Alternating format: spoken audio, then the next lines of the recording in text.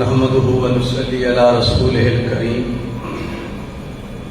اما بعد فاعوذ بالله من الشیطان الرجیم بسم اللہ الرحمن الرحیم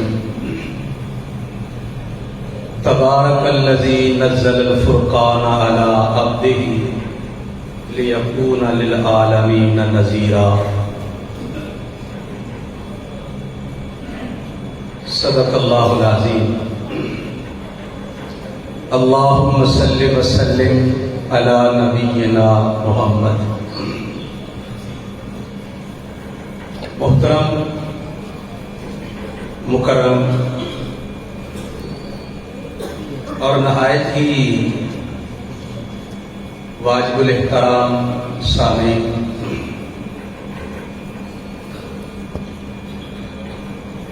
میں تو خود بھی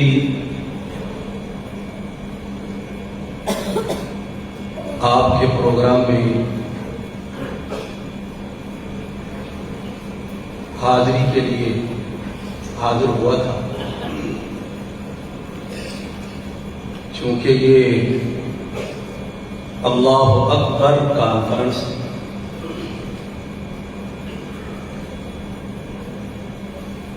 اور یہی اصل چیز ہے۔ بس وہی بات ہے، لکھنے والے لکھتے ہیں، حقیقت اس کی کیا ہے وہ تو الگ مسئلہ ہے، لیکن بات جو لکھنے والے لکھتے ہیں ہے درست معنی کے اعتبار سے، کہ جس وقت حضرت یوسف علیہ السلام کو مصر کی منڈی میں فروخت کیا جا رہا تھا تو وہاں ایک بوڑھی عورت بھی آ گئی بازار میں۔ اس سے کسی نے پوچھا کہ اماں جان کہاں جا رہی اور کیوں جا رہی؟ کہنے لگی مصر کی منڈی میں جا رہی اور یوسف کو خریدنے کے لیے جا رہی۔ کسی نے پوچھا کہ اماں جان یوسف کو خریدے گی، کس سے خریدے گی؟ تو اس نے اپنی جیب سے تھوڑا سا دھاگا نکالا، کہنے لگی بس میری جمع پونجی یہی ہے۔ تو اس نے کہا اس سے یوسف کو خریدے گی؟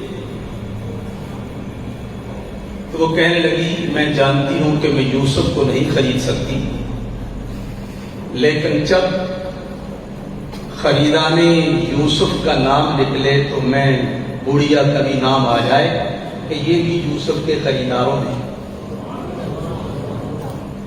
میں تو صرف اپنا نام لکھوانے کے لیے آیا ہوں، اسی لیے حاضر ہوا تھا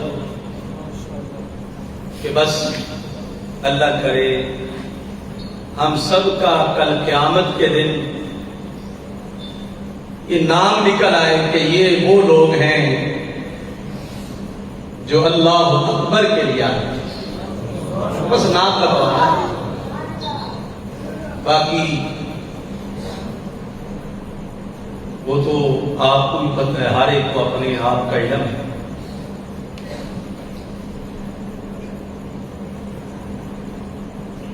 اللہ رب العزت نے ہمیں بڑی نعمتیں عطا فرمائی،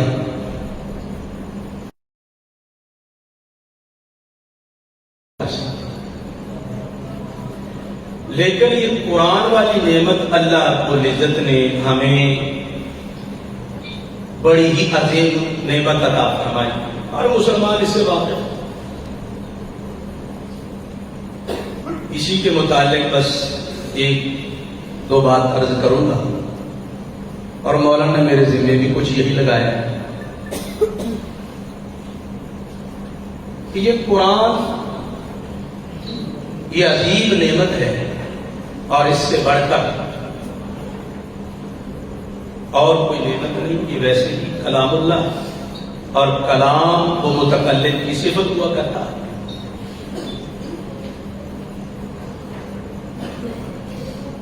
یہ قرآن جس طرف بھی گیا اللہ رب العزت نے اس کو ہی عظمتوں سے نوازا۔ آپ جانتے ہیں رمضان کو عظمت ملی تو کیوں ملی؟ شہر رمضان الذی انزل فیہ القرآن. پھر رمضان کے مہینے میں لیلۃ القدر کی خاص رات، اس کو عظمت کیوں ملی؟ انا انزلناہ فی لیلۃ انا انزلناہ فی لیلۃ مبارک. وہ برکت والی رات اور وہ قدر والی رات کہ اس ایک رات کی عبادت ایک طرف اور ہزاروں مہینوں کی عبادتیں اس کا مقابلہ نہیں کر سکتی. یہ عظمت قرآن کی وجہ سے خود امام الانبیاء صلی اللہ علیہ وسلم کی ذات گرامی. وہ حدیث کی کتابوں میں واقعہ مشہور ہے. ایک دن حضرت ابو طلحہ رضی اللہ تعالی عنہ اپنے گھر آتے ہیں اور آ کر اپنی بیوی ام سلیم سے کہنے لگے، ام سلیم، آج میں نے اپنے محبوب پیغمبر کو دیکھا ہے، معلوم ہوتا ہے کہ رسول اللہ کو کئی دن سے کچھ کھانے کو نہیں ملا، کچھ گھر میں ہے؟ ام سلیم کہنے لگی بس تھوڑا سا ہے جو بمشکل ایک آدمی کے لیے کافی ہوگا، بمشکل. کہنے لگے ام سلیم کو کھانا تیار کرو اور نبی علیہ الصلوۃ والسلام کی خدمت میں بھیج دو. ام سلیم نے کھانا تیار کیا. تفصیلی واقعہ ہے.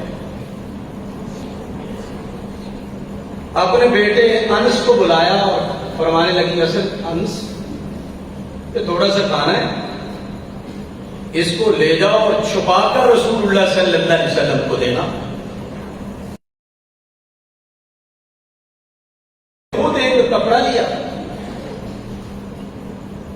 اور اس کے ایک کونے میں کھانا لپیٹا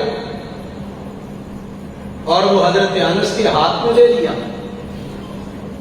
اور دوسرا کونا حضرت انس رضی اللہ تعالیٰ عنہ کے بازو پر لپیٹا تاکہ جب انس جائیں کوئی دیکھنے والا دیکھے تو کہے کہ انس نے کپڑا پکڑا ہوا ہے، کسی کو پتہ نہ چلے. فرمانے لگی بیٹے خیال کرنا، چھپا کر رسول اللہ کو دینا. حضرت انس فرماتے ہیں میں مسجد نبوی میں آیا اور آ کر میں نے دیکھا نبی علیہ الصلوۃ والسلام کے پاس تو صحابہ کرام کی کثیر جو ہے وہ جماعت بیٹھی. میں تو پریشان ہو گیا کہ والدہ نے کہا ہے کہ چھپا کر دینا اور یہاں صورتحال ہی اور. فرماتے ہیں میں کھڑا پڑا، نبی علیہ الصلوۃ والسلام نے مجھے دیکھا تو میرے کھڑے ہونے کے اندازے سے رسول اللہ پہچان. آپ نے فرمایا انس تجھے ابو طلحہ نے بھیجا؟ میں نے عرض کیا ہاں یا رسول اللہ. ابو طلحہ نے کوئی دعوت کا بندوبست کیا ہے، کھانے کا بندوبست کیا ہے؟ حضرت انس فرماتے ہیں اب کیا ہوتا، میں کیا کرتا، اللہ کے پیغمبر نے پوچھا بدلانا کو تھا. میں نے عرض کر دیا جی. فرمایا اچھا چلو میں آتا ہوں. حضرت انس رضی اللہ تعالیٰ عنہ فرماتے ہیں واپس مڑا، میرے ذہن میں یہ بات تھی رسول اللہ اکیلے تو نہیں آئیں گے، یہ سب جتنے بیٹھے ہیں سب کو ساتھ لے کر آئیں گے تو معاملہ تو بڑا خراب ہے. سارا کھانا میرے پاس ہی ہے، کوئی اس سے زائد تو ہے کچھ. فرماتے ہیں میں تیز قدم اٹھا کر جا رہا تھا اور اپنی ترشی نگاہوں سے پیچھے دیکھ رہا تھا کہ رسول اللہ اکیلے آتے ہیں یا پوری جماعت کو لے کر. فرماتے ہیں میرے کانوں میں آواز پڑی، نبی علیہ الصلوۃ والسلام نے فرمایا چلو آج ابو طلحہ نے تمہاری دعوت کا بندوبست کیا. حضرت انس رضی اللہ تعالیٰ عنہ فرماتے ہیں میرے تو پاؤں تلے سے زمین نکل گئی کہ یہ معاملہ کیا ہے. میں جلدی جلدی چلتا ہوں تاکہ والدہ کو بتلاؤں. سامنے ابو طلحہ رضی اللہ تعالیٰ عنہ بھی کھڑے ہیں. جب دیکھا کہ اللہ کے پیغمبر آ رہے ہیں اور اکیلے نہیں پوری جماعت آ رہی ہے، ام سلیم سے کہنے لگے ام سلیم جو ہم نے سوچا تھا معاملہ تو اس سے برعکس ہو گیا. اگر انس جو ہے وہ وہاں رسول اللہ کو کھانا دے دیتا، جتنا آپ کے حصے میں آتا کھا لیتے، دوسروں کو کھلا دیتے. آپ کو رسول اللہ ہمارے گھر میں آ رہے ہیں اور کھانا تو وہی ہے جو ایک آدمی کے لیے بھی کافی نہیں ہوگا، تو اب تو ہماری عزت خاک میں مل جائے. ام سلیم بڑی ہی عقل مند ترین عورت تھی، کہنے لگی پریشان ہونے کی ضرورت نہیں، اللہ کے پیغمبر آ رہے ہیں تو اس کا مطلب یہ خود نہیں آ رہے بلکہ انہیں اللہ لانے والا لا رہا، اس لیے پریشان ہونے کی ضرورت نہیں. نبی اکرم صلی اللہ علیہ وسلم تشریف لائے. حضرت انس فرماتے ہیں نبی علیہ الصلوۃ والسلام نے فرمایا انس لے آؤ کھانا. حضرت انس رضی اللہ تعالیٰ عنہ فرماتے ہیں میں نے وہی کھانا جو میرے پاس تھا میں نے رسول اللہ کے سامنے رکھا. نبی علیہ الصلوۃ والسلام نے اپنی نگاہ نیچے اور نبی علیہ الصلوۃ والسلام کی زبان سے کلمے نکل رہے تھے. تبارک الذی نزل الفرقان علی عبدہ، تبارک الذی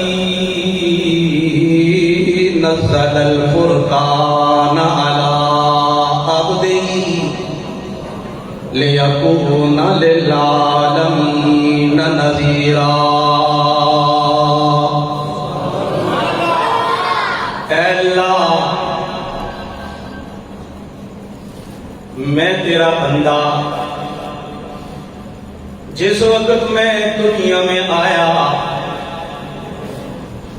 تو میرے دنیا میں آنے سے پہلے ہی میرے والد کی محبتیں اور شفقتیں وہ اٹھا لے گئی تھی.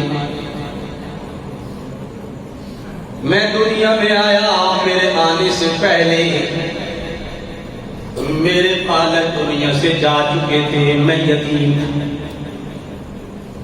اللہ رب العزت نے بھی فرمایا الم یجدک یتیما فآویٰ. اے اللہ تو جانتا ہے کہ میں یتیم بچہ، اور جس وقت آئی تھی وہ دانیاں لینے کے لیے یہ کہہ کر ساری چھوڑ گئی کہ یہ تو یتیم بچہ ہے جس کے سر پر والد کا سایہ بھی کوئی نہیں. اے اللہ ایک وہ وقت تھا کہ جس وقت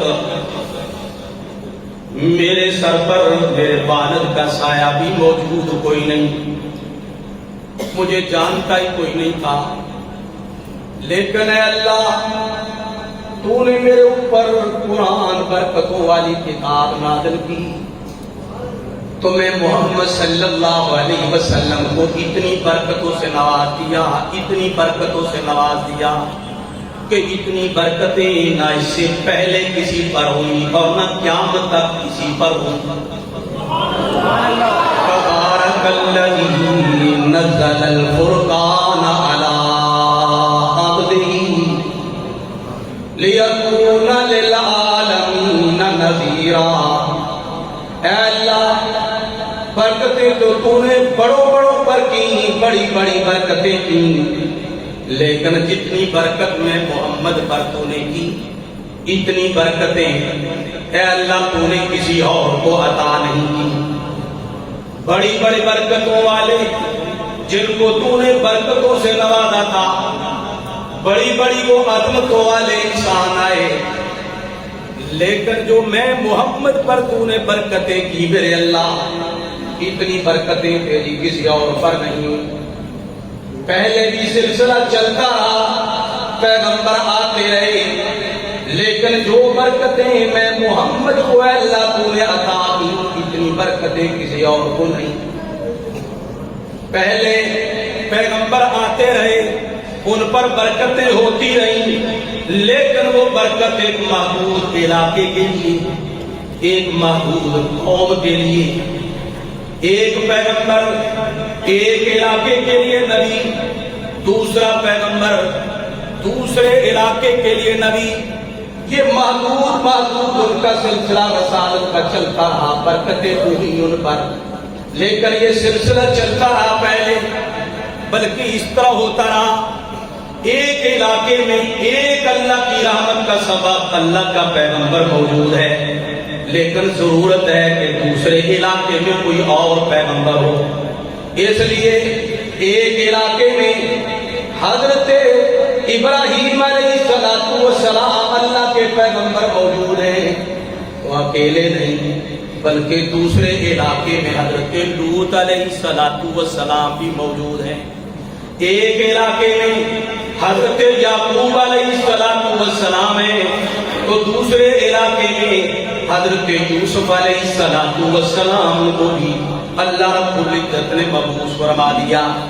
برکتیں تو بڑی ہیں، لیکن یہ صورتحال بھی بنی کہ ایک ایک قوم کے لیے یہ ضرورت ہے کہ ایک پیغمبر کافی نہ ہو، بلکہ دو دو پیغمبر بھی آتے رہے۔ اس سے پہلے حضرت موسیٰ علیہ السلام بنی اسرائیل والوں کے لیے پیغمبر ہیں، لیکن ضرورت ہے ابھی کہ ساتھ دوسرا بھی پیغمبر ہو۔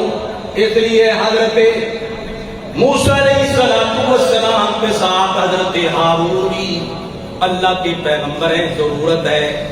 بلکہ اس طرح ہوتا رہا کہ پہلے ایک پیغمبر پھر دوسرا پیغمبر، لیکن ضرورت ہے کہ تیسرا پیغمبر آئے۔ اس لیے فرمایا فَأَرْسَلْنَا بِثَالِثٍ، ہم نے اٹھا کیا بستی والوں کی طرف۔ پہلے دو پیغمبر بھیجے، لیکن ضرورت باقی تھی، پھر ہم نے تیسرا پیغمبر بھی بھیج دی۔ برکتیں تو بڑی ہوئی ان پر، اس میں تو کوئی شک و شبہ نہیں، یہ سلسلہ تو چلتا رہا ان پر، لیکن میں محمد پر جتنی اللہ رب العزت نے برکتیں کی، اتنی برکتیں کسی اور کو نصیب نہ ہوئی، کسی اور کے حصے میں نہ آئی۔ پہلے تو سلسلہ چلتا رہا، ایک پیغمبر آیا، اس پر برکت ہوئی، لیکن ایک وقت گزرا، معاملہ ختم، دوسرا پیغمبر بھیج دیا گیا، پھر وقت گزرا، پھر معاملہ ختم، تیسرا پیغمبر آنا پڑا، پھر ضرورت پڑ گئی، چونکہ محدود ان کے اوپر برکتیں تھیں، ایک کے بعد دوسرے کی ضرورت، دوسرے کے بعد تیسرے کی ضرورت، ایک کی موجودگی میں دوسرے کی ضرورت، یہ پہلے تو پڑتی رہی میرے اللہ۔ لیکن اے اللہ، جس وقت میں دنیا میں آیا، جس وقت میں دنیا میں آیا، اس وقت تو میں یتیم بچہ، میرے سر پر والد کا سایہ بھی نہیں، لیکن اے اللہ جس وقت تو نے مجھے قرآن والی نعمت سے نوازا تو مجھ پر اتنی برکتیں کہ اتنی عنایتیں ہوئیں، اتنی عنایتیں ہوئیں کہ لِيَكُونَ لِلْعَالَمِينَ نَذِيرًا۔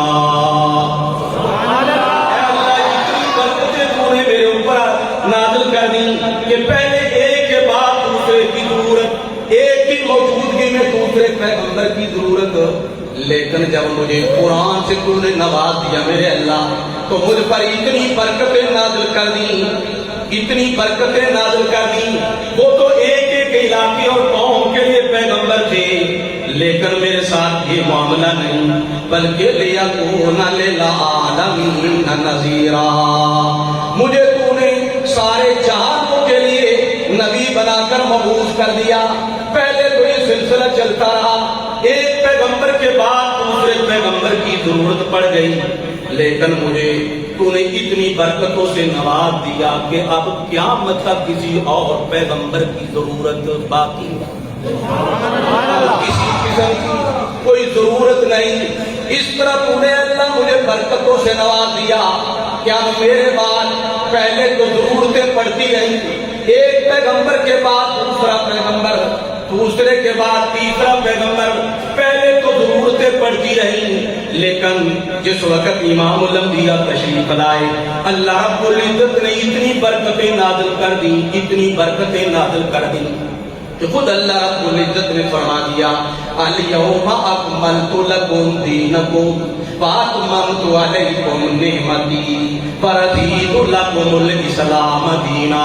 وہ دین والی نعمت جو میں نے حضرت آدم کو دی، پھر حضرت نوح کو دی، جو چلتا رہا سلسلہ حضرت ابراہیم تک پہنچی، پھر حضرت اسماعیل تک پہنچی، پھر حضرت یوسف موسیٰ علیہ السلام. لیکن ان سب کو یہ جو ہے وہ نعمت نہیں مل سکی، ان امتوں کو یہ اعزاز نہیں مل سکا جو میں محمد اور میری امت کو اللہ تو نے عطا کیا کہ ان کی امتوں کے اندر یہ صفر پیدا نہیں ہوئی کہ ان کے دور میں اعلان ہو جائے کہ اب دین مکمل. نہ میں محمد صلی اللہ علیہ وسلم جس وقت میں آیا تو تیرا اعلان ہو گیا کہ الیوم اکملت لکم دینکم. اب دین مکمل. پیغمبروں کو تو میں بھیجتا تھا دین کے لیے کہ دین کا کوئی نہ کوئی شعبہ باقی رہ گیا، دوسرے نے بیان کر دیا، تیسرے نے بیان کر دیا. لیکن جب میرا آخری پیغمبر آیا اب کوئی گوشہ باقی نہیں کہ کوئی کسی دوسرے پیغمبر کی ضرورت. سلسلہ ختم. کیوں؟ قرآن کے ملنے کے بعد اتنی برکتیں ہوئی، اتنی برکتیں کہ اب کسی دوسرے پیغمبر کی ضرورت نہیں کہ کوئی اور پیغمبر آئے، کوئی گوشہ باقی رہ گیا ہو. نانا اللہ کے پیغمبر صلی اللہ علیہ وسلم نے ہر معاملے میں انسان کی رہنمائی کر دی اور کوئی گوشہ ایسا نہیں چھوڑا اصول کے لحاظ سے جس میں کسی قسم کا کوئی کمی ہو، کوئی سقم ہو اور کسی دوسرے کے پیغمبر کی ضرورت ہو. اس لیے اللہ کے پیغمبر صلی اللہ علیہ وسلم نے خود فرما دیا انا خاتم النبیین لا نبی بعدی. میں آخری نبی ہوں، میرے بعد کوئی نبی نہیں. کیوں؟ ضرورت باقی کوئی نہیں. میں آخری نبی ہوں اس لیے میرے بعد نبی کوئی نہیں. انہو سیکون فی امتی ثلاثون کذابون کلہم یزعم انہو نبی وانا خاتم النبیین لا نبی بعدی. لا تقوم الساعة حتی یبعث ثلاثون دجالون کذابون کلہم یزعم انہو نبی وفی روایت انا خاتم النبیین لا نبی بعدی. قال النبی صلی اللہ علیہ وسلم لعلی اما ترضى ان تكون منی بمنزلت ہارون من موسیٰ الا انه لا نبی بعدی. نبی علیہ السلام نے فرما دیا وانا العاقب فالعاقب الذی لیس بعدہ نبی. اب میرے بعد کسی اور نبی کی ضرورت نہیں. اگر کوئی نبوت کا دعویٰ کرے گا وہ دجال ہوگا، وہ کذاب ہوگا. میں محمد کو اللہ رب العزت نے قرآن دے کر ضرورتیں پوری کر دی. نبی علیہ السلام پڑھ رہے ہیں تبارک الذی نزل الفرقان علی عبدہ. اے اللہ تو نے اپنے بندے پر برکتیں نازل کی، اپنے قرآن کو نازل کر کے اتنی برکتیں نازل کی لیکون للعالمین نذیرا کہ میں محمد صلی اللہ علیہ وسلم کو تو نے سارے جہانوں کے لیے نذیر اور رسول بنا کر بھیجی. نبی علیہ السلام نے فرمایا انس بلاؤ. 10 کر کے حضرت انس رضی اللہ تعالیٰ عنہ بلاتے جاتے ہیں اور وہ 10 کر کے کھانا کھاتے جاتے ہیں. حضرت انس فرماتے ہیں وہ سارے کے سارے اوپر نے سیر ہو کر کھانا کھا لیا لیکن نبی علیہ السلام کے پاس کھانا اتنا ہی موجود ہے جتنا میں نے رسول اللہ. یہ قرآن برکتوں والی کتاب. نبی علیہ السلام لیکون للعالمین نذیرا. یہ امت بھی سردار اسی وقت ہے کہ جب یہ قرآن کو اپنا رہبر بنے. نبی علیہ السلام سارے جہانوں کے سردار تو یہ امت بھی سب جہانوں کی، ساری امتوں کی سردار ہے. لیکن اس کے لیے یہی قرآن معیار ہے. جو قرآن کو اپنائے گا، قرآن کے مطابق عقیدہ اور نظریہ رکھے گا. جس طرح رسول اللہ پر قرآن نازل ہوا، آپ تمام انبیاء کے سردار. رمضان کے مہینے میں قرآن نازل ہوا، وہ مہینہ تمام مہینوں کا سردار بن گیا. لیلۃ القدر والی رات میں قرآن نازل ہوا، وہ تمام راتوں کی سردار بن گئی، تو امت کی تمام امتوں کی سردار ہے، لیکن شرط یہی ہے کہ قرآن کے مطابق عقیدہ اور نظریہ ہو۔ اللہ رب العزت میں قرآن پاک کو سمجھنے کی، عمل کرنے کی توفیق عطا فرمائے۔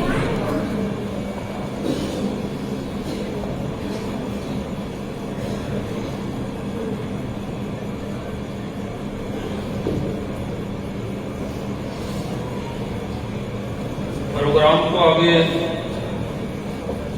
بڑھانے سے پہلے یہ چند اعلانات ہیں، وہ سماعت کروا لیں۔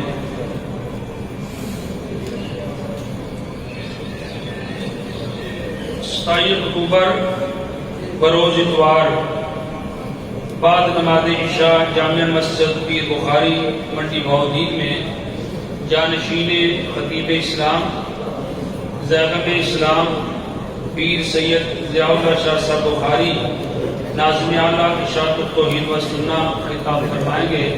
تمام احباب اس پروگرام میں ضرور شرکت فرمائیں۔ دوسرا پروگرام ہے دادے گاؤں کے اندر 30 اکتوبر کو